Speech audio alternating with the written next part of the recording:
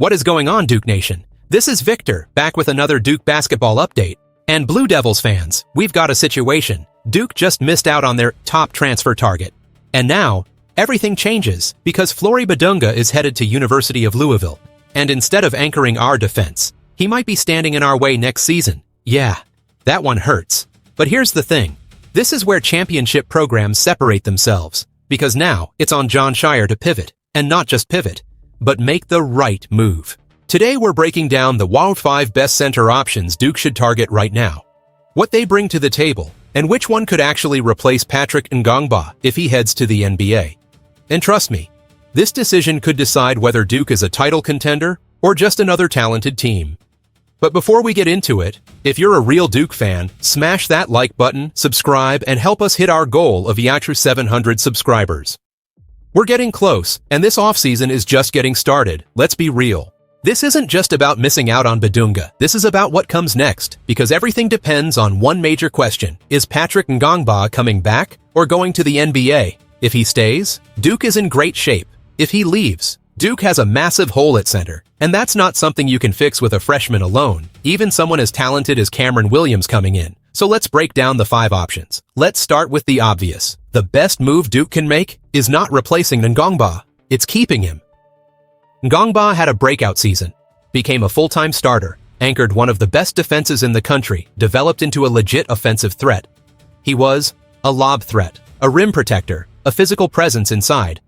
And most importantly, he fit perfectly with Duke's system. If Scheyer can convince him to stay, even if it takes a big NIL deal, that's the biggest win of the offseason. If Ngongba leaves, this might be the best replacement. Ngongba from San Diego State University. This guy is serious. Former Defensive Player of the Year in his conference. Elite shot blocker, can switch onto guards and wings, and here's the scary part. He shoots over 40% from 3, 40.7% across 2 seasons. That's a stretch 5. With elite defense.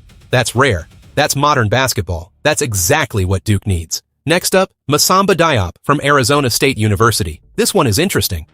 As a freshman, he averaged 13.6 points per game, 5.8 rebounds, strong rim protection. He's got length, athleticism, offensive skill. And there's a fun connection here. He played under Bobby Hurley, a former Duke legend. Maybe that helps bring him to Durham? This is a high upside move. Now let's talk about Aiden Sherrill. We've already heard Duke is in contact, and the numbers are solid. 11 points per game, then 6 rebounds, equal 2 blocks per game, or 34% from 3. That's a stretch 5 who can score. But here's the issue, defense.